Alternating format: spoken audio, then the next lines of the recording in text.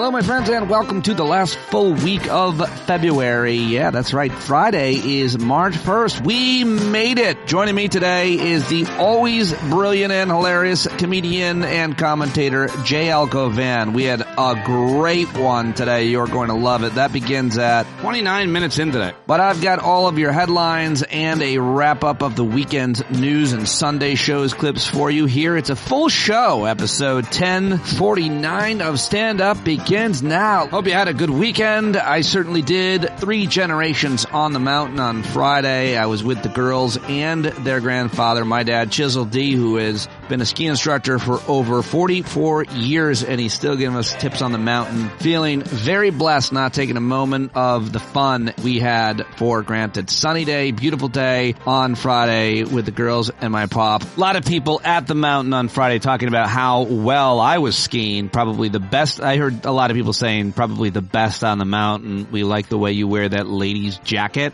rocking it and shredding all day long. So pretty impressive accolades for me. Thanks to all of those folks who stopped me to say something.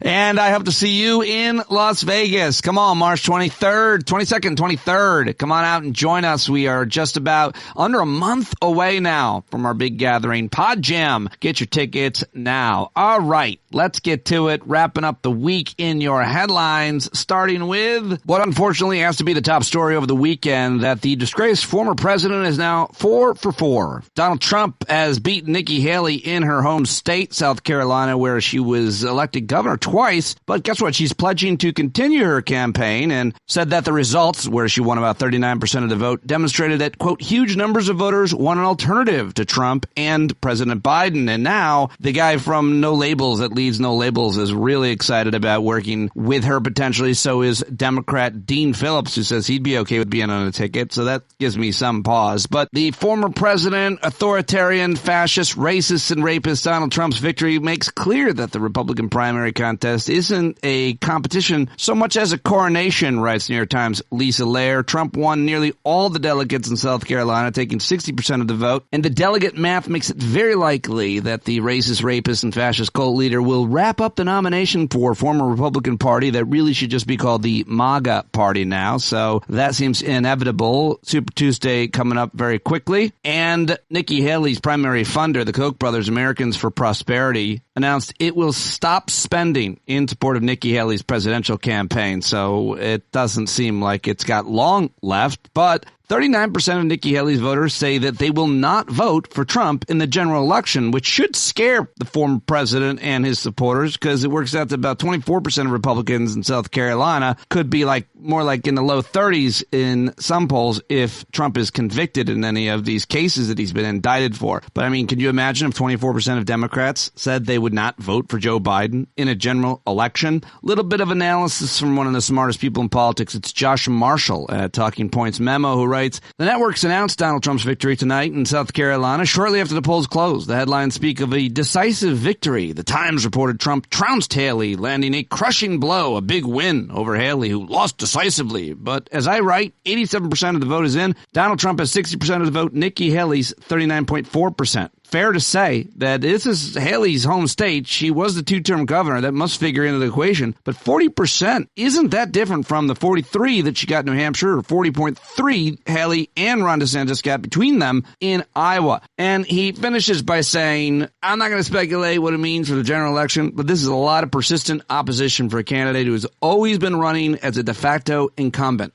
Even if you set that de facto incumbency aside, it's quite a lot for a candidate who is, whatever technicalities you want to get caught up in, the presumptive nominee. 40% of Republican primary voters are still showing up to say they don't want Trump, even when they know they're definitely going to get him. And how about this reaction from Donald Trump's own former White House communications director, Alyssa Farah Griffin, who said the numbers in South Carolina are underscoring the fundamental weakness of Donald Trump. Quote, it should have a 5-alarm fire for the party, but for some reason it is not. Kathleen Parker at Washington Post writes, some people say Haley didn't do enough to maintain relationships in her home state. Others say she got too uppity after she joined President Trump's cabinet as U.S. ambassador to the United Nations. One thing white Republican men of the Trump variety can't stand is a woman who's smarter than they are and lets them know it. That, my friends, is what happened in a nutshell. The good old boys did it again. And I think the final point at this point is that barring any kind of springtime surprise, a debilitating health issue, a legal event, Trump appears to be on the march, the rapid march to the Republican Party nomination. It's a reality that shows Mr. Trump has driven his party and the nation into a new era where once unthinkable policies and rhetoric have become standard, writes New York Times' Lisa Lair. Mr. Trump has floated breaking from NATO, conducting mass deportations, and prosecuting his political enemies. But between his promises not to be a dictator other than day one and to dismantle core elements of American governance, democracy, and the rule of law, Republicans not only have stood by the former president, but have rewarded him with electoral victories. His dominance is not limited to the campaign trail. On Saturday at CPAC, the Conservative Political Action Conference, a straw poll of Mr. Trump's potential vice presidential picks overshadowed the one about the presidential nomination. A survey, Mr. Trump won with 94%. On Capitol Hill earlier this month, Mr. Trump opposed long-awaited border legislation. Senator Mitch McConnell, Republican of Kentucky, and the minority leader changed course and tanked the bill. And even Mr. Trump's most inflammatory statements no longer draw even the mild rebukes from within his party that they once did during his presidency. Many of those critics have resigned, retired, or been driven to political defeats with help from Donald Trump. So there you go. There is a range of reaction to the South Carolina primary results and the state of the race for the Republican nomination at this point, right here at the end of February, beginning of March.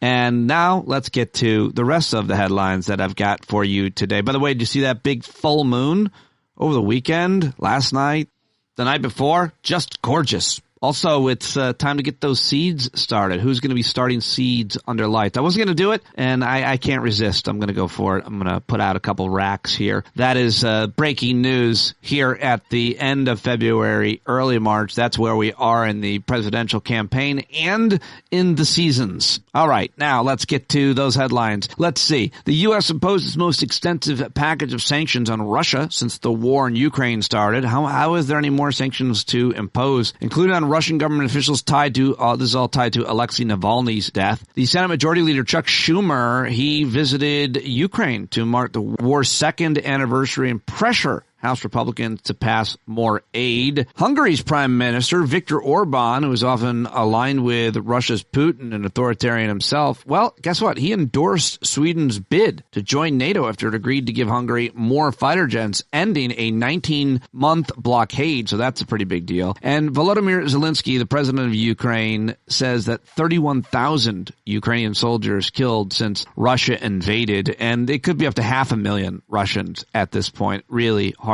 to know, but if it isn't there yet, it probably will be, sadly. Horrific what has happened to all of those, mostly men, in the completely illegal, unjust, unprovoked, unnecessary invasion from one country to another at this point in the human experience. It's just hard to believe. Right-wing ministers in the Israeli government are agitating to settle more land in the occupied West Bank, a reestablishment settlement that symbolizes their resolve, which is really bad news. I saw that story in the New York Times. The U.S. and Britain conducted large-scale military strikes against Houthi-controlled sites in Yemen. Bibi Netanyahu, Israel's prime minister, of course, proposed retaining indefinite military control of Gaza after the war ends. Palestinians, of course, denounced his plan and said that was always the plan all along. They seem to be right. The U.S. government said it considered new Israeli government settlements, in the West Bank, Palestinian territory that Israel occupies. They're illegal. That's what the U.S. government said. They're illegal under international law for whatever it's worth to anybody. In other news, back here at home, a Manhattan jury found Wayne LaPierre, the NRA's former leader, liable for misspending charitable funds and ordered him to pay back more than $4 million. We'll see what happens with that. And many Republicans are distancing themselves from the Alabama Supreme Court ruling that frozen embryos are children. Donald Trump said that in vitro fertilization should be legal, and Alabama lawmakers are weighing legislation to protect it. Interesting story unfolding in Alabama. Have they gone too far for the Republicans there? You got to watch John Oliver on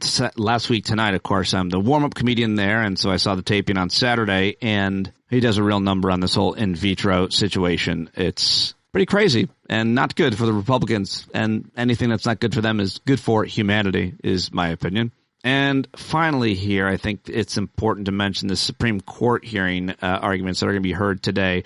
A half century after the Supreme Court said that no government can dictate what newspapers may publish, the High Court is now considering whether Texas and Florida can tell social media giants how to operate. That's right. Today, the Supreme Court will debate the fate of laws passed by those states to limit the ability of social media giants like Facebook, YouTube, and Twitter to moderate content. Republican lawmakers in Texas and Florida argue that social media companies have been too quick to throttle conservative viewpoints. These trade groups representing the nation's social media companies, as well as the Justice Department, say the Supreme Court should strike down the state laws because they are an infringement on the company's First Amendment rights to free speech, consistent with the court's 1974 ruling that Florida couldn't require a newspaper to publish replies to editorials. So it's really interesting. We'll talk with Eric Siegel and maybe others about that case this week. And two final stories. Speaking of Florida, and I say Florida because I think they outlawed young people under 16 using social media, which I want to read more about. But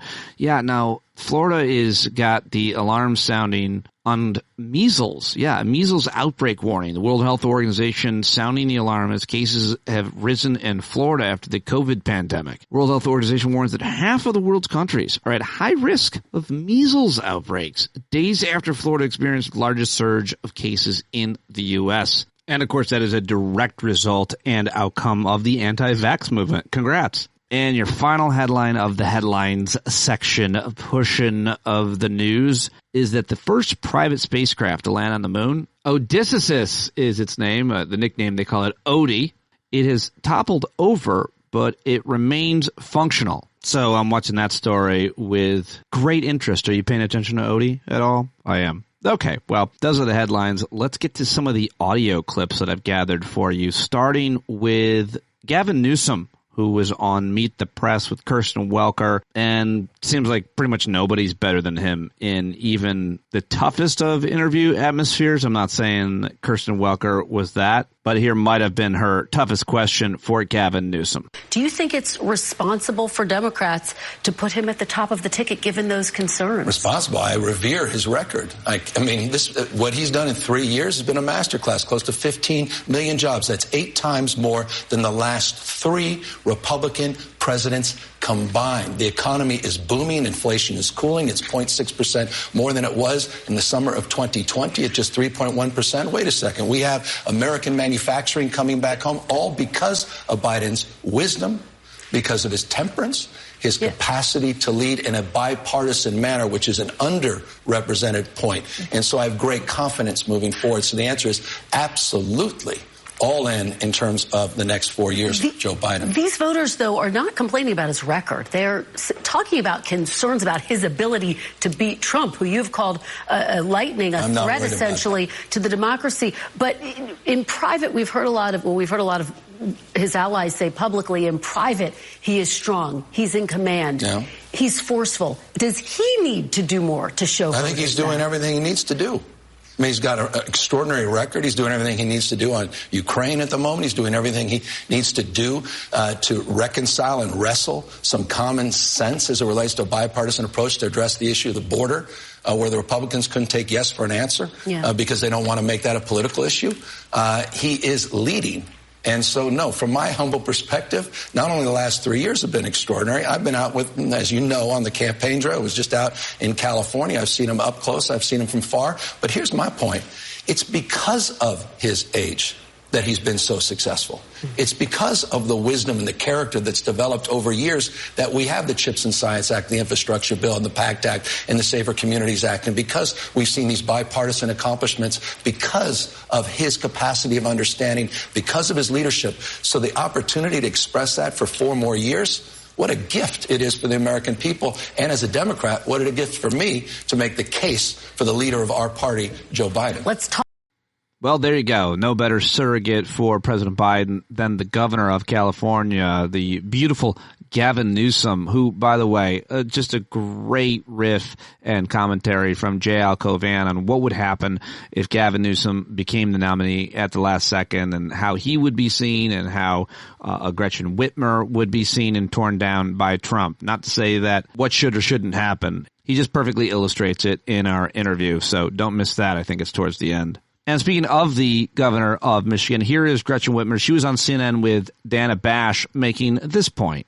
I just want to make the case, though, that it's important not to lose sight of the fact that any vote that's not cast for Joe Biden supports a second Trump term. A second Trump term would be devastating, not just on fundamental rights, not just on our democracy here at home, but also when it comes to foreign policy. This was a man who promoted a Muslim ban. This is, I think, a very high-stakes moment. I am encouraging people to cast an affirmative vote for President Biden. I understand the pain that people are feeling, and I'll continue to work to build bridges with folks in all of these communities because they're all important to me, they're all important to Michigan, and I know they're all important to President Biden as well.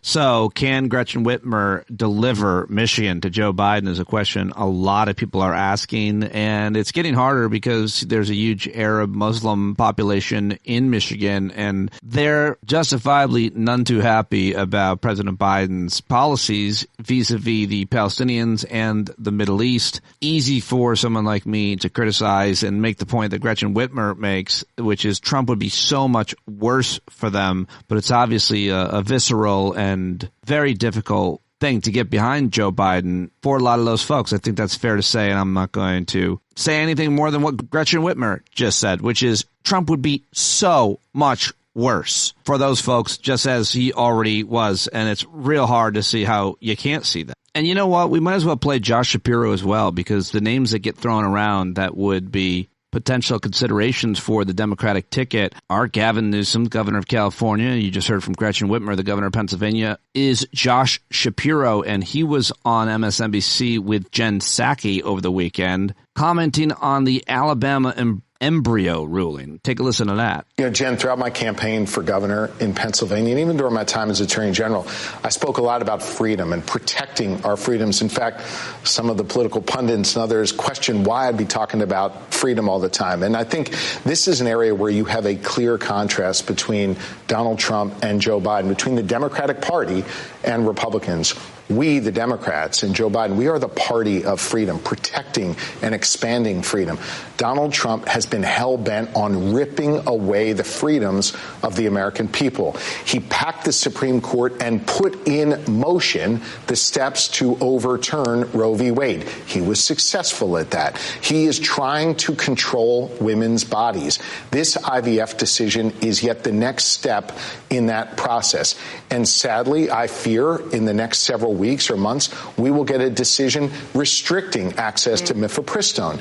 Another step. Next few weeks, you think, even? We'll see. I have no inside scoop on that. It is likely to happen soon. What we know is that the Republican Party today is trying to restrict our freedoms, whether it's trying to control women's bodies or family decision-making for couples, whether it is trying to tell parents what books they're allowed to read, or whether it is trying to control our votes. The bottom line is the Republican Party, while they love to cloak themselves in the blanket of freedom, while they love to talk a good game about freedom, they are all about restricting our freedoms. The Democratic Party is about expanding our freedoms, and I'm proud to be one of the leaders of that effort. All right, there you go. Josh Shapiro, he's the governor of Pennsylvania, and talking about that Alabama IVF decision, that is not going anywhere. Kirsten Welker also asked Republican Congressman Byron Donalds about that, and he struggled a little bit, but he did say breeding. Said IVF is something that is so critical to a lot of couples.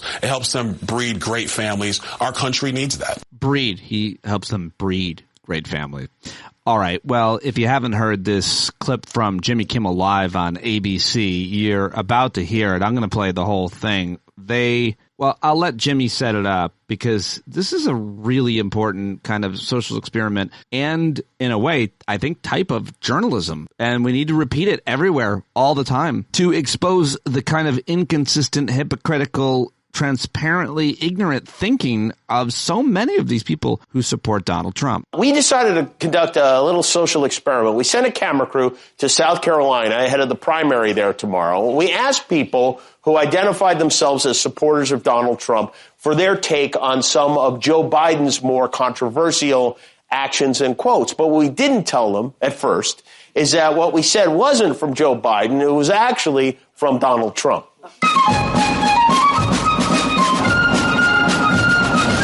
Do you mind if I ask you who you voted for in the last election? Trump. I'm going to guess you voted for Trump. It says Donald Trump. Do you mind if I just ask you a few questions about things that Biden has done in his administration, and you can kind of give me your opinion on that? What did you think when Joe Biden suggested that COVID could be cured by shining a bright light inside the body? It is very sad that Joe Biden is clearly a dementia patient. Supposedly it hit the body with a tremendous, whether it's ultraviolet or just very powerful light. What do you think about Joe Biden saying that getting through the 80s without getting HIV was his own personal Vietnam? Again, it's very sad, his mental capacity, and that is a very uneducated statement. Okay, I'm so sorry. These are not, I got my notes mixed up. Can I ask you this question? Can we start over? Let me ask you. Okay. What did you think when Donald Trump suggested that COVID could be cured by shining a bright light into the body? It depends what that technology is. That's a broad spectrum because, you have MRI machines and CT machines and infrared and different things. So it just depends the context of that. What did you think of Donald Trump saying that getting through the 80s without getting HIV was his own personal Vietnam?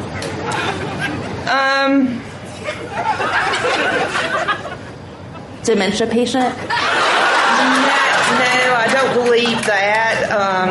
There are accusations that Joe Biden cheated on his wife with a porn star after his son was born. And there's actually a paper trail showing he paid the sex worker $130,000 to keep quiet about it. Well, who did that? Joe Biden? And he was making, I think, less than $100,000 a year at that time as a congressman, a senator. And how does he do that? You tell me. Would you vote for someone that... Of course not. Okay. So Trump did do that. Trump had a fling with Stormy Daniels. And paid her $130,000. Hush money, yes. And you're voting for him. I am. My father had affairs too, and I still respect him. How do you feel about Joe Biden using his bone spurs to dodge the Vietnam draft? Joe Biden has a problem. He isn't an American. He isn't a patriot. I'm sorry. I asked you, I said Biden and I meant Trump. So those were things that... Oh, Trump? Trump, yes. Can I ask you the question again with the right name? I'm so sorry. How do you feel about Donald Trump using his bone spurs to dodge the Vietnam draft? My brother-in-law had flat feet.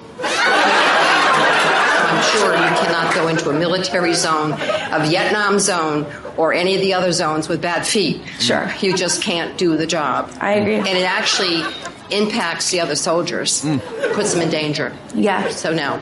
There you go. There you go. That is Jimmy Kimmel Live. It's called Debate and Switch, that bit, and it's brilliant, and it'll make your head hurt, no doubt, but it really helps explain the hapless MAGA mentality and the fact that it's a cult. And there are your receipts. That's gone absolutely viral. And so should this, my analysis of the outcome of Saturday's primary elections for an Australian audience on the Australian Today show, which I did yesterday afternoon. Really fun, always. Welcome back. Well, there's been another big win for Donald Trump, the former US president winning a crucial vote in the state of South Carolina. And it makes no one more happy than US political commentator Pete Dominic, who joins us from you. Can't wipe the smile off his face this morning. Pete, you okay, buddy? Carl, Sarah, no, I'm doing good because the truth is, let me give you the spin. The guy should have won everybody, but he only won about 60% of the vote, and that other 40% of Republicans, these are Republican voters, in a state that, by the way, they're so conservative, they want to swap the stars on our flag out with guns and Christian symbolism, and they didn't vote for Trump, so it's not that bad news. That's the spin, Carl, Sarah. I mean, I like that spin, Pete, but the reality is this is Nikki Haley. She was supposed to win this state. She didn't. And she's not going anywhere. She's going to stay in because she has all this money to still run. She's not going anywhere. She was the governor of that state twice, and she won 40% of the vote last night, and she's not leaving. She wants to remain a thorn in his side and see if he goes to jail. Even if he does that, he can still win and pardon himself from inside the big house. I mean, no matter what way you look at it, Trump is here to stay, at least until the end of the year. It is so great to talk to American legal expert Carl. You nailed it. I've got to bring you on. My show to analyze. He's going to pardon himself from jail. He's going to reach through that little hole. He's like, you know what? I am in an orange jumpsuit, but if you can you hear me? I'd like to pardon myself. Thank you. He's doing it in his own shoes. I know. I mean, he's changed his shoes, Pete. That changes the game. Yeah, no, he's selling shoes to his old white supporters. Who's buying these shoes? He couldn't be more off base. He made like 1,000 shoes. It's a grift like everything else that he does. It's a lie like everything else that he does. He's taking his donors' money and using it for his legal fees. He owes $500 million now to a New York civil court. The man is in deep, deep trouble. I'm not worried. I am prepared to move into David Campbell's garage if he loses and become his nanny. It's going to be a busy garage. I mean, there's a whole lot of people who are going to move out. I mean, the reality is that he's probably going to give it a shake. He's absolutely going to be the nominee. There's no doubt about it. That's been no surprise because he is leading still. He's leading this cult of people who are anti-democracy, who don't believe the outcome of our elections. We're in bad shape in the United States of America in terms of how divided we are over reality. Guys, I always call it Earth 1 and Earth 2. It's not Republicans and Democrats or liberal versus conservative. It's those of us that I think live in reality, and then there's a certain percentage, not a high percentage, not half of them, about 30% of Americans who think the moon is made of cheese and men never walked on it. It isn't? Oh, that would be tasty. That's Charlesburg. Wow. Spoiler alert, Carl. It's flat to the earth, hey, so look, you can walk. I'll come and visit you at the garage. It'll be a fun garage at DC's place. Good on you, mate. Thank you so much. We're going to have a riot. Wow. They're feeling it, aren't they? I know. Anyway, just a... All right, there you go. Wasn't that good? Wasn't that fun? Didn't they? It's morning television. That's how it goes. You get banter. It's hard to do when you're on different planets, basically different sides of the planet and remote. But we nailed it. It's going well. I'm enjoying that relationship. And the two shows are fighting over me. I love it. Because my buddy, David Campbell, of course, is the host of the show after the Today Show called Today Extra.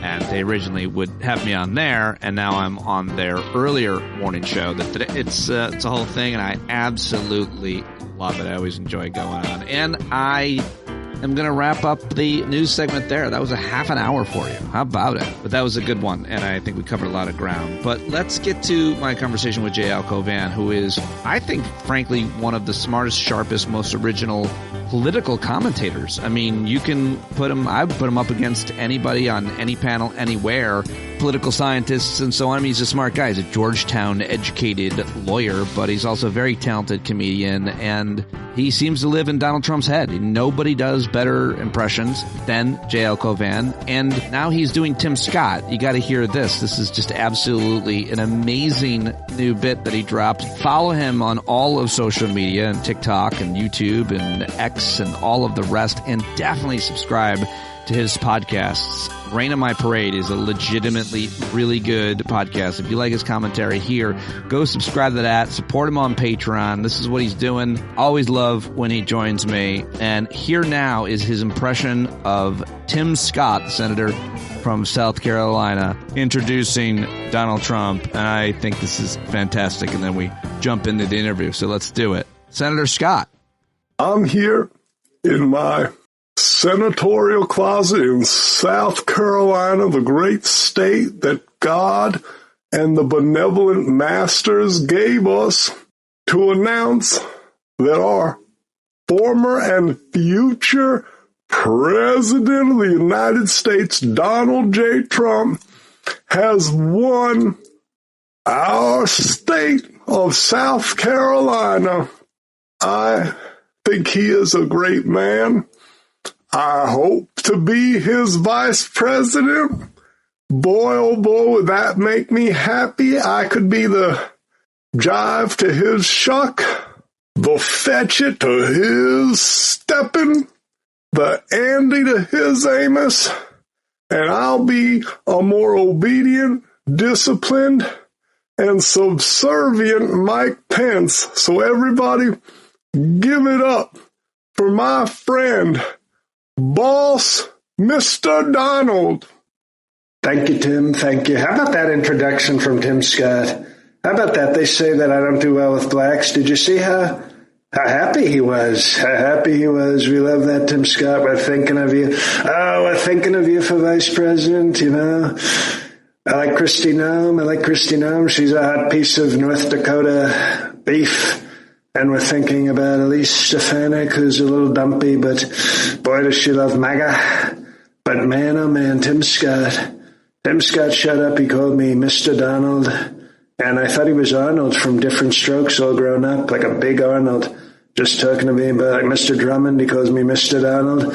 And I think we're going to do great things. We destroyed Nikki Haley, as she deserved, very disloyal, very nasty woman, very nasty. We call her Nasty Nimrod. That's our new nickname for her because that's her Indian name, which we love, great love for India. Their Prime Minister, Nathan Mori, you know, he's a good guy. He had that show where he would say, you're not the father. He's a tough guy, strong leader. So I have great relations with the Indians, okay? Better than you. But Tim Scott, let me tell you something. Tim Scott said he could wear even higher heels than Nikki Haley if that's what it came down to prove who was the tougher woman to be on my ticket. So Tim Scott, we thank you. Nikki Haley, you're done. Stop embarrassing yourself. You're embarrassing your home country of Indiana, which is where Mike Pence and Gandhi are from. Not a lot of people know that same country. So thank you, Tim Scott.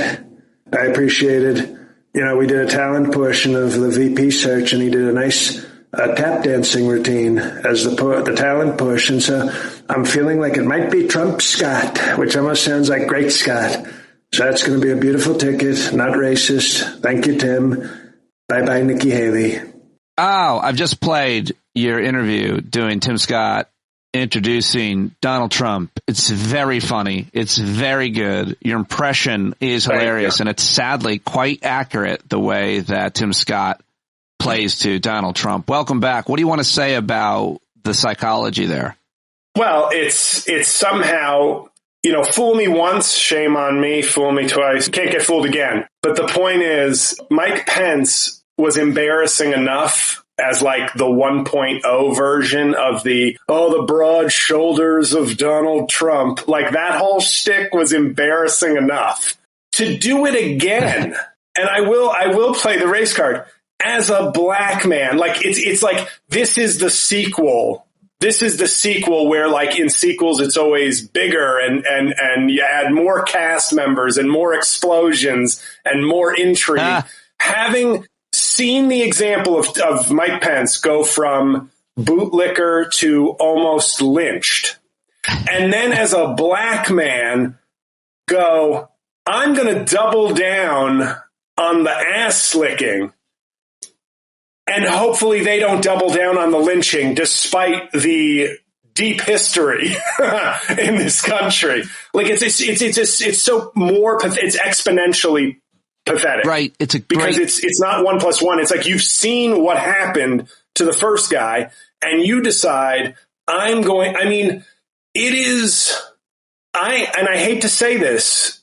I think it's the most embarrassing of all the people that Trump has turned. Yeah. More than Ted Cruz. I think it's more embarrassing than Ted Cruz letting his wife get thrown under the bus and his father be accused of being a JFK. Because I still think in my mind, I go, well, you're married to Ted Cruz and you brought Ted Cruz into the world, so you're probably kind of shitty yourself. Let's be totally frank. But Tim Scott going like, I mean, it's In Living Color could not have parodied him strongly enough, or Chappelle. Like it's so deeply embarrassing. I think that you could also point to several women who have also paid homage to Trump, paid fealty to him. Someone like Carrie Lake, because you're talking about Tim Scott. What's so despicable is the idea that black folks like Tim Scott or Clarence Thomas or several others would be in such points of power that they can uphold white supremacy.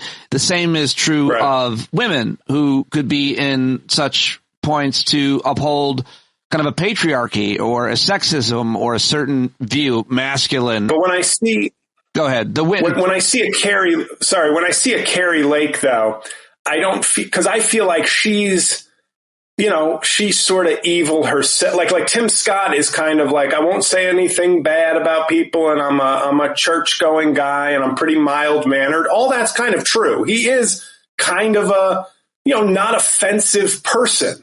Like, I don't think, I know Eric Siegel often talks about Clarence Thomas's personal charisma, right? That he is a pleasant person in conversation. He has that skill. I find Tim Scott more milquetoast, more just sort of like probably doesn't offend anybody, doesn't try to be the center of attention, maybe. Just he seems like a generally mild-mannered guy. And so for him to go like out of his way, like the only time he breaks character is to like tap dance for Trump. As I say in the video, I've multiple times had him refer to Trump as Mr. Donald, which I feel like is deeply offensive. Oh yeah. Oh, you went for it. Yeah. But the sentiment is there. It is. Like it's very clear what I'm suggesting. It is there, and I've seen it being suggested by people who are much blacker than you. Whereas I see Carrie Lake as just sort of a power. I mean, I'll use genderless terms, but a power, like just a power hungry, like piece of shit, like Lindsey Graham. I don't care anything. Like you're not gonna. Although Lindsey Graham has certainly violated his principles on sort of foreign policy and things like that. Carrie Lake is like not a known entity to me outside of like you're a TV personality who wants to have power. So you're perfectly in the mold of Trump. And of course, she's betraying women, but I don't know. I don't look at her as someone who probably has ever had the interests of women at large in her mind, or women that she probably works with at the local television network, or any of the women in her life. I mean, I'm not being fair. I don't know that she's destroyed other women's lives to get to where she is, but I'm guessing. We are guessing. So let me ask you about. And I'd be remiss if I didn't say that I have to admit, in full disclosure to your audience, I find the evil, moralless, sleek presentation of Carrie Lake quite attractive. Yeah, well, that's unsurprising. Unsurprising that you would have to interrupt me to say, and I would be remiss. Okay, so let me ask you about those sneakers. What was that all about? The Trump sneakers, and they were selling $399 a pair. They were selling 1,000 a pop. So he raised a quick whatever. It's a gimmick. It's a thing. But he got booed at SneakerCon. There was all kinds of references to black folks. He's doing it, and then he was at this black conservative conference last week where he basically intimated that black people like him now because they relate to him, because like them, quote, he said, I got indicted for nothing, for something that is nothing.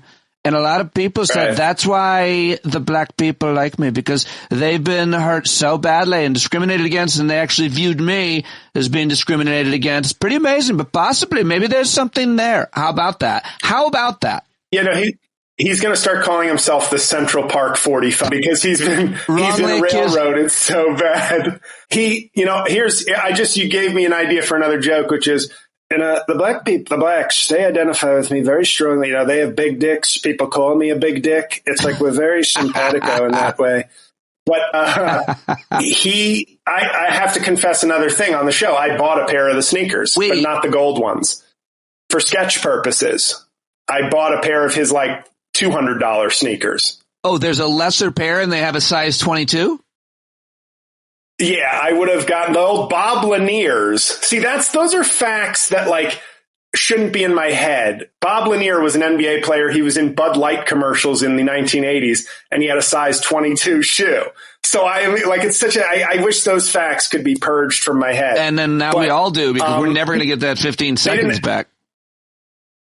Right. They didn't have the gold ones. Those sold out, but he had other ones that say like Trump. It says like, I forget what they say, but it has a T on it and it says like POTUS 45 on them.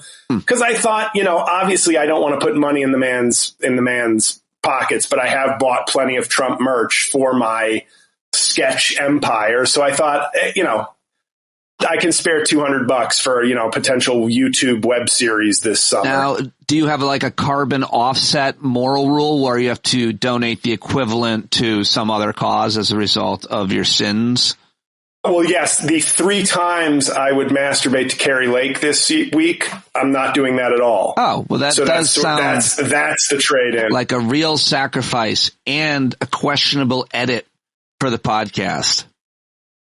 No, that's called a callback. Comedy fans love callbacks. Oh, we love, yeah, but the callbacks, when they create a certain vision, may or may not be worth it, is the argument. Speaking, well, what about the... Well, okay, Lauren Boebert, Nancy Mace, whoever you think would be most appealing for me to masturbate to, if you have to change the target of it, I won't want somebody to be offended, so fine.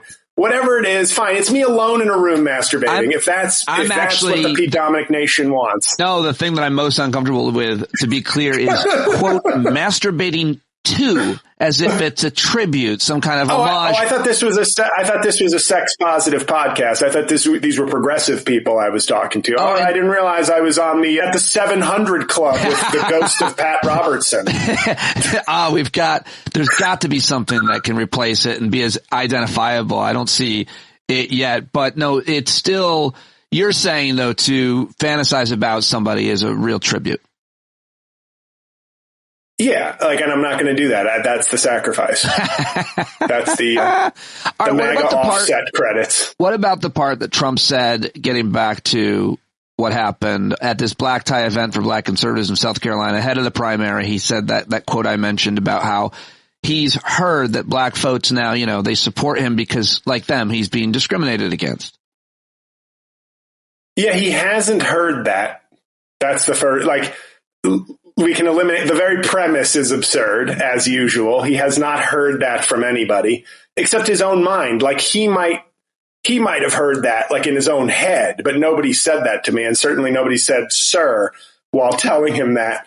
And no, I think he projects his own sort of selfish stupidity on the world.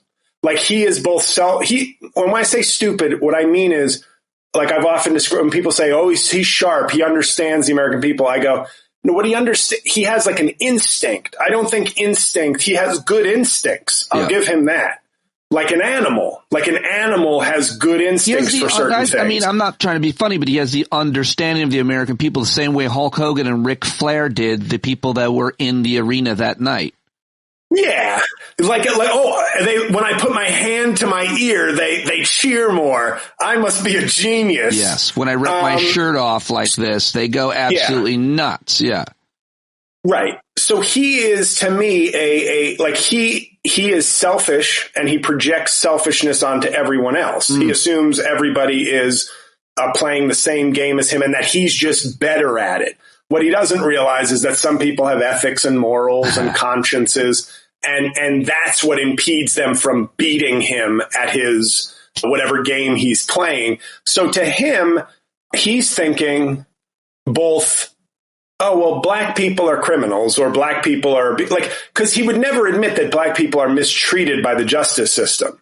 But he knows that they think that, that there is that there is a common thought in that. He doesn't agree with that, but he goes, but if I can tell them what they want, maybe they'll let me compare my struggles to what they my real struggles to their bullshit struggles. And they're probably dumb. I think black people are dumb. So don't edit that, please. And they will fall for what I'm saying. Oh my God, I'm up here. I have a line on Making Podcasts Great Again where I always say, the Democrats are playing checkers and I'm playing Go Fish. Okay. So we got them right where we want them.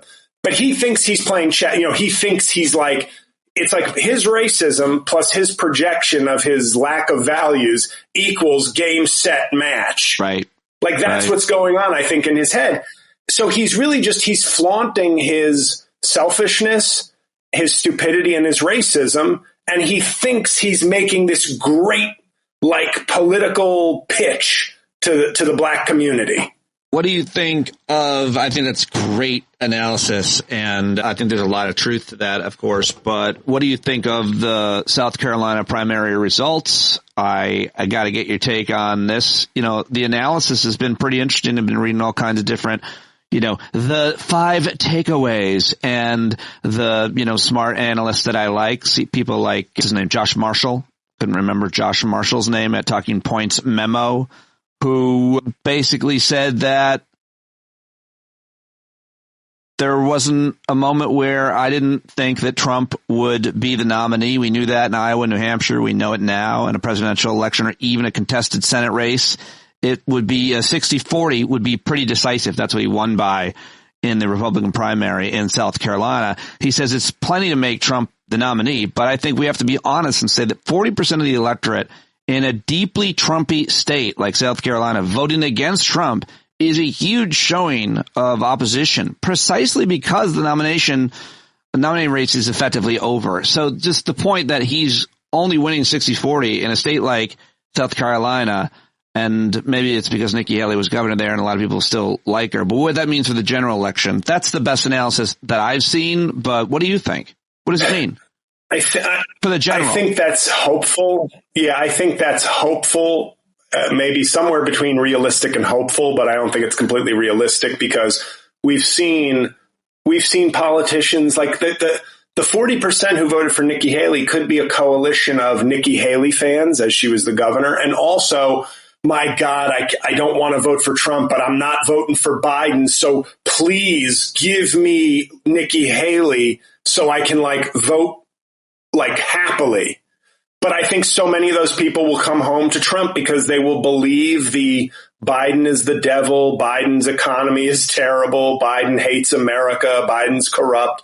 I think so many of those people will come home. Now, like many things in those swing states, what percentage don't? What percentage decide that Trump is still the worst option, even if it's just Biden-Trump? That's the whole question. Right. I think of those 40% who voted for Nikki Haley, I would not be shocked if at least 80% of that 40% vote for Trump. And I think what I've been very annoyed with Nikki Haley, and it could just be, I wish there was a way to talk to some of these politicians, off record and just be like, can you just for my own conscience tell me for real, who do you think is worse, Biden or Trump? Who do you really think is worse? Because she's always saying we've got to be, she is speaking to a Republican primary. So I have to leave that possibility open that the truth, she knows the truth, but she's using language for a Republican primary when she says we've got to beat Joe Biden, because any normal person understands that we've got to beat Donald Trump. Right. As a nation, Donald Trump's loss is the top priority. And I said this maybe not on your show, but a year ago when DeSantis was coming up as he's the guy, he's going to be the guy in 2024. I said, if you told me right now, Biden's got to lose, and I'd say I would sign up for I'd vote for DeSantis right now. If I knew Biden would lose and it was between DeSantis and Trump, I'd be it can't be Trump. That is the first, second, and third thing. And with Nikki Haley kind of constantly putting out this message of we've got to beat Joe Biden, I'm hoping that's just her primary message, but that's somewhere in her head. She's but she worked for Trump, and I wouldn't be shocked if she endorses him, in a few months. It's sad. Well done. All right. So I got to move away from the campaign and results of South Carolina to what we learned last week, which is that the Republican star witness to impeach Joe Biden on these corruption charges that he was taking all kinds of money and so on has been indicted by the Department of Justice for lying. Turns out was also apparently being run by the Russians, a Russian agent. It's a crazy story, and it makes it look like the impeachment's going to fall apart. James Comer, the chairman on the committee investigating Biden, has basically said his case is, doesn't look good at this point, but Jim Jordan seems still vociferous, and I'm sure Trump will continue to demand it. But what do you make of this news that the star witness has now been arrested? Well, it's sort of typical, but it's an extreme example of the typical garbage from the Republicans, which is this: he should have never been impeached, or there should have never been an impeachment inquiry authorized. They had nothing to go on. And then the thing they thought they had to go on isn't just oh, you know what? He's not a great witness, actually. We're not. No, the guy's a complete liar and he's being run by a foreign enemy. Like it's the most colossal of like, they don't even fuck up in like you know what? We don't have a really great case here, even though we have some circumstantial evidence and we think it's just as a matter of law, we don't have a case. No, they're we brought in a fake witness getting information from like an enemy. Like I don't know. Like we have a party in this country that is anti this country. And I know, and I said this on my podcast coming up this week on Rain on Your Parade, which is like probably the best episode we've ever done. Really? Coming up this Thursday. Yeah, it's on democracy. And one of the points I make was comparing Obama and Trump, where I said, if you're into the bullshit of America, flags, an anthem at sporting events, and I call, saying, we say the Pledge of Allegiance before school. If you're into all that stuff, that's not America. Obama, and I said, Trump is the mascot for bullshit America. All the slogans and all the traditional symbols of America. Real America, like the ideals of America, are embodied in Barack Obama. Like if America could have a symbol better than the bald eagle, it would be Barack Obama's face as like our national. And I mean that in terms of hey, we're a nation of immigrants. Well, one party hates immigrants, except maybe for like white ones and super skilled tech workers.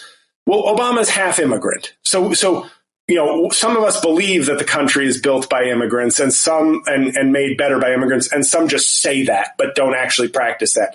He's half white, middle America, Kansas woman, like pure Wonder Bread white woman. Yeah. He's half that. So you're already merging sort of the heartland and immigrants. And then you get but he was probably handed a lot of things. No, he worked his ass off to get to the presidency of the Harvard Law Review, sort of an academic pinnacle in this country. And then he was a community organizer.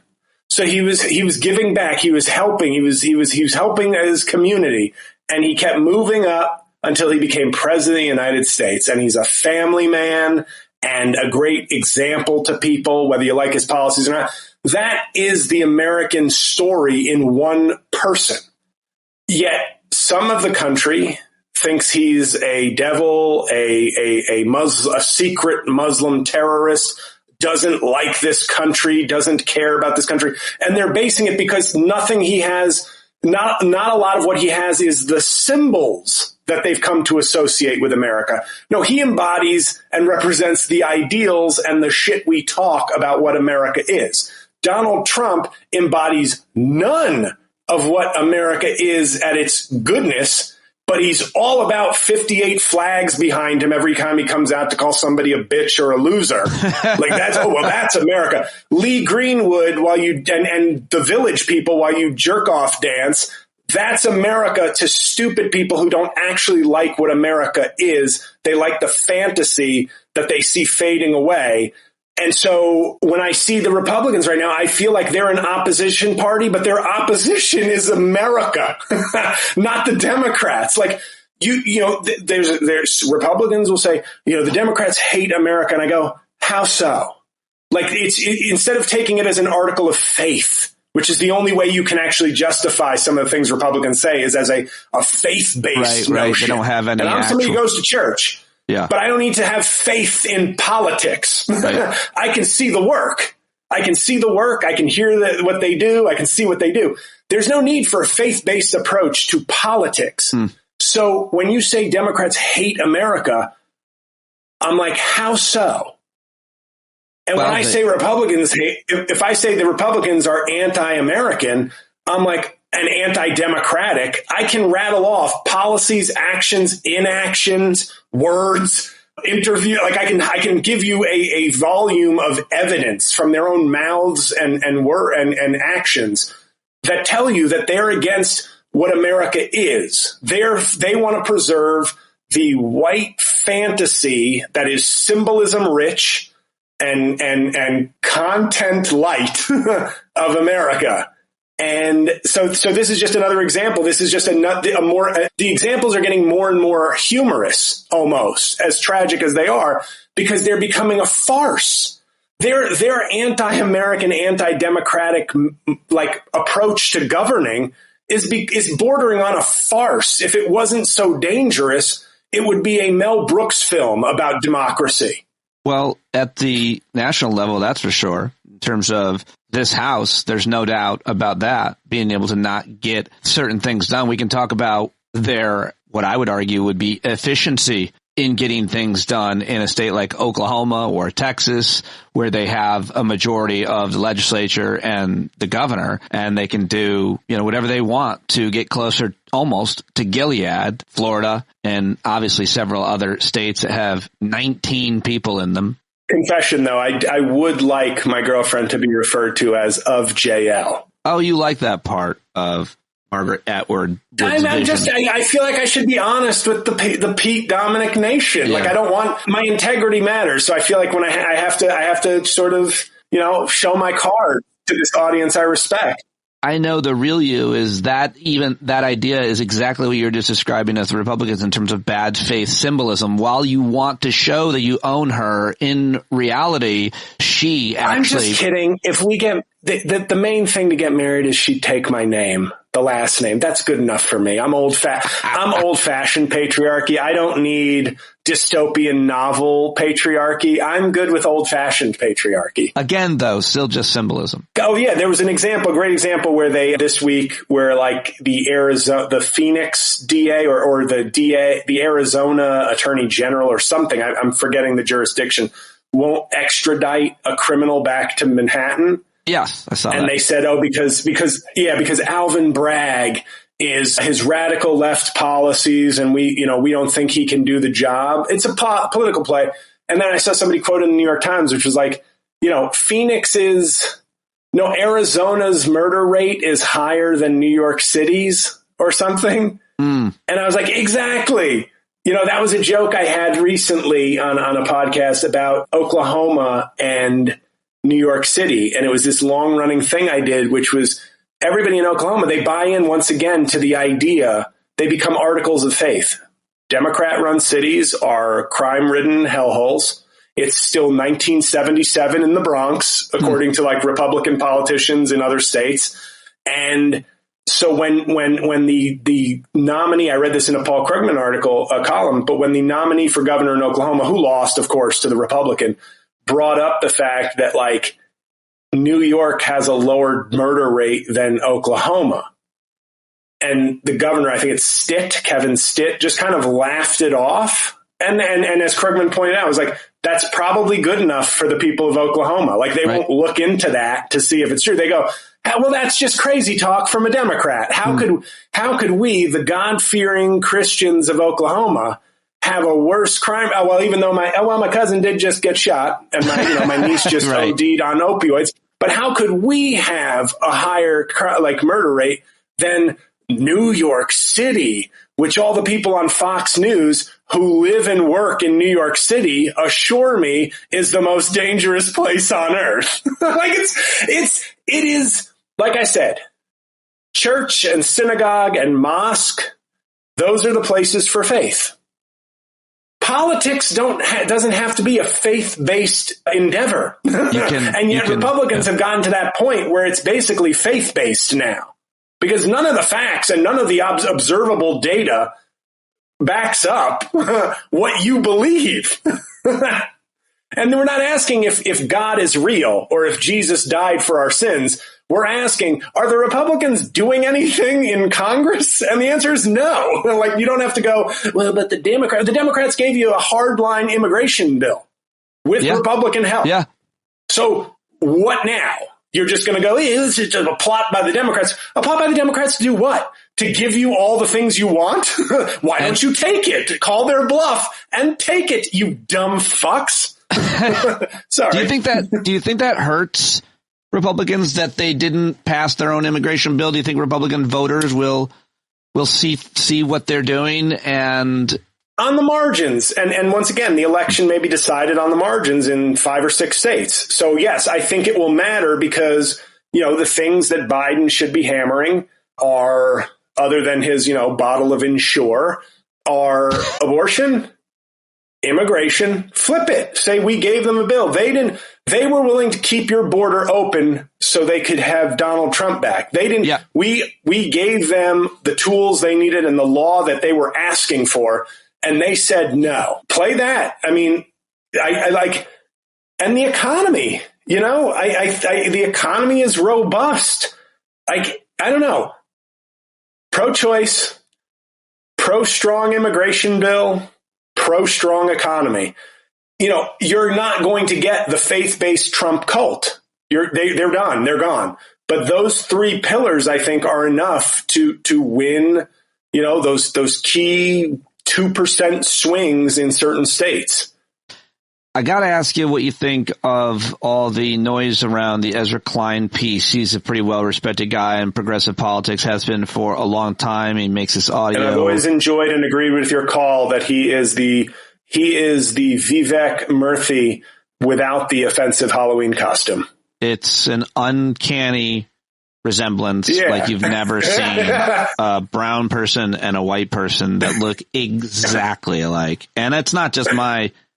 I've seen many people line them up online. If you want to go amuse yourself, just Google that and have fun. You're welcome. But Ezra Klein, it's like 2 different. It's like God took the mold and said, "This is the Indian version of this person." That's right. Like they're the same. Exactly it's just right. we made the same person, like Barbie dolls in different races. Instead, it's the Murphys or the Kleins. The whole line of them. Have they ever been in the same room? I don't know. I'd like to see that. And they both have very calm, peaceful ways of speaking. Sure. They don't sound the same. Murthy has a very sonorous kind of put you to sleep kind of tone. I don't know. Sorry. I don't know what Murthy thinks of Biden's candidacy, but Ezra Klein is basically saying he's got to step down. We've got to have it decided at the convention. You've heard the arguments, and I wonder, a lot of listeners were saying at our Hangout there tonight, they just feel like it's clickbait and that Ezra Klein has never done something quite like this. And it's just to get clicks. It's just to be provocative, to make people think a think piece. But I don't know. I take it at face value. I always have. I don't know why he makes all these arguments. People, but your thoughts on the argument that he's making about Joe Biden stepping down, letting be decided? I didn't read it. What was it in? Was it in? It was in New York Times audio. He did it as a podcast. Like he just wrote a column and read it and put it out as an audio podcast. Yeah. I think there is an honest way of doing that, and you're not a bad person or anti anything if you genuinely think he should step down. If you think that's what's the right play politically, I still maintain that I don't think Joe Biden, unfortunately, ever got the proper amount of credit he deserved for what he accomplished. And I don't want to think of him as petty. I don't think it's maybe as conscious a decision, but I think it's a lot easier to ride off into the sunset as a hero if your own party maybe treated you a little bit like a hero instead of never ending bickering. And he never got the, hey, infrastructure. Like it was just on to the next thing. It wasn't enough college to, there's always this bickering within the left because it's a bigger tent with a lot more factions. But I think subconsciously, I wouldn't be surprised if it was just like, this kind of fine. I'll prove it to you. I'll win a second term and I'll do more big things. And then you're stuck with me anyway. You can't kick me out then. All you have to do is observe me have a great 2-term presidency. I think. Yep. Oh, did you say something? I'm sorry. No, just laughed. Oh, I'm sorry. There's a delay. Yeah, I think that if he stepped down, I'd feel bad for him. But not that that's the most, once again, Joe Biden's feelings are secondary to Donald Trump, not in the White House, obviously. But, yes, he's old, but I also, it's this weird phenomenon in this country where Donald Trump is sundowning, and yet people find that to be like a more vigorous display of energy. It's like his dementia, he throws the pudding cup at the nurse's head. So he's still got that presidential fight in him. Whereas Biden is just kind of chill and slower. Yeah. And yes, I think Biden is probably still up to the job, but he is, and Bill Maher has made this point, and this is the one thing I would agree with Bill Maher. He's not up for campaigning for the job, though. Right. That is where I would agree. I do too. He doesn't have he doesn't have the stamina. He doesn't have the stamina. I always like that Trump criticized Hillary for not having stamina, as if she isn't just a fucking bulldog. But I think running for president, I think it's going to become this recurring issue of Biden's not doing rallies. And he had the pandemic in 2022 as a viable excuse to not be as active as Trump. But now it will look suspicious. It will look weird, I think, if he's not out there doing rallies and doing things to get people fired up. But at the same time, I look at the man's record, and I'm for the most part, very impressed and very happy with the record that he's put forth. And, just like a coach gets credit when they win the championship, if he's putting together a team if he's put together a team of experts and of people who are really pushing forward good policy, and he's acting more as an elder statesman, CEO, just kind of checking on, making sure everything's in line with what he wants, and they're giving him good advice, and he still is able to process and give his informed opinion on things. It's not the worst thing in the world to have a president like that. I know we all think it's Mr. I get out there and I rally the nation every 5 days, but Trump is the opposite. He doesn't know what the fuck he's doing, but he's got tons of energy and never stops mouthing off. So, as long as Joe Biden is not cognitively impaired, I'm fine with him. But politically speaking, would I rather see Gavin Newsom barnstorming the country? Yes. But I will say this, Jerry Springer's final thought. This whole idea of, Gretchen Whitmer, Gavin Newsom, whoever, until they're the nominee. And then the far left will find out something they didn't like about Gavin Newsom. The right will start calling him Pretty Boy Gavin. And it will become a weakness all of a sudden. Is he too good, like New York Times op-ed? Is Gavin Newsom too good looking to be president? And it's going to be like Pretty Boy Gavin. Oh, he's pretty. He's a pretty guy. Oh, the ladies, they like Gavin Newsom. Oh, look at him. And then you just demean a strength of his. He's very slick. It's very slick talking. He talks very slick. But what's he saying when he's having dinner outside during remember that during the pandemic? He told you all not to go outside. And he's out there at a fancy dinner. He's at a fancy dinner. How about that? And Gretchen Whitmer, with a leather jacket. And remember, 3 of the people, there was entrapment. It was entrapment. They didn't kidnap anybody. They were it's called entrapment. And she walks around with a leather jacket like she's tough. She's not tough. She's actually very weak. I talked to a lot of people in Michigan who say she's very weak. And then the sexism will come out. People will be jealous subconsciously of Gavin Newsom's look and his wealth. And Gretchen Whitmer will be that folksy lady. She's annoying. Can she handle Washington? That bitch. Can this bitch? Look at her. She's kind of a bitch when you think about it, don't you think? I mean, she's hiding behind that folksy accent, and she's really I hear she's quite nasty behind the scenes. So, but now they get to be knights in shining armor, and Biden has to take it all. And once it's one of them, all of a sudden, all the guns are pointed at you and the cracks start to emerge. Exactly. So I say exactly what would Biden happen. 2024. Well done. And thank you very much, JL, for joining me. As always, I had a little audio issue there at the end, but I promise he did say goodbye and thank me. Go see JL wherever he is performing live, especially in Las Vegas with us, you bumblebees. I hope to see you out there at PodJam. JL will be both doing stand-up and taping his podcast out there, so very, very excited for it. Check out jlcauvin.com. And that is it. That's all I've got for you, my friends. Thank you very much for tuning in today, for telling your friends. That's what I need more than anything else. Tell your friends about the show. Tell them on social media. Tell them in person. Give them a text or an email. This is a podcast that I listen to and love and am part of the community of, and that's real helpful. That's how we can keep it going, moving new subscriptions and trying to grow the podcast audience and community as well. That's it. That's all. I will talk to you tomorrow. It's going to be a great week here on the show. Thank you very much for being a part of it. Love you guys. Bye-bye. Jon Carroll, taking us out.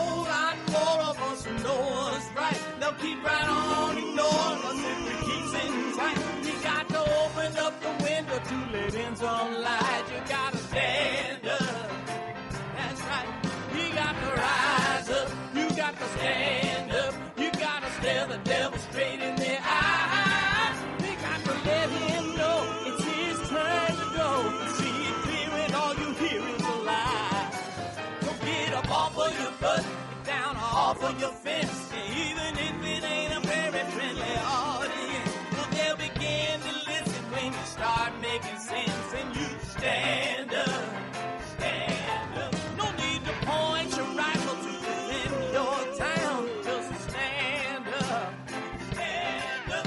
You know they can't deny you what you're laying down, boy, you better stand up, stand up. Show your face of every color, yellow, black, red, and brown.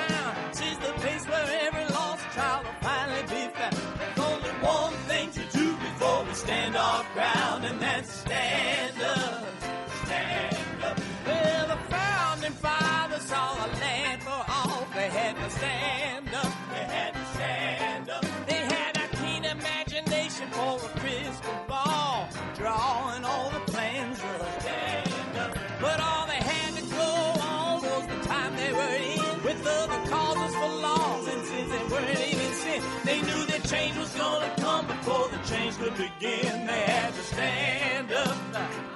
All right, they had to stand up. We got to stand up. We got to look the devil square in the eye. We gotta let him know it's his time to go, and make it clear when all we hear is a lie. Why you lying awake wondering where the money all went?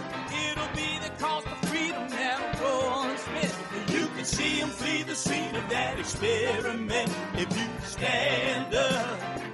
Alright, we got to speak up, we got to reach up and raise your voice in every way you know how. Don't be toes up, you got to show up. Ain't no better time to do it but now. No need to pledge allegiance to no wanton tribe. Rise up, show obedience to the voice inside, and listen well and it'll tell you not to run there.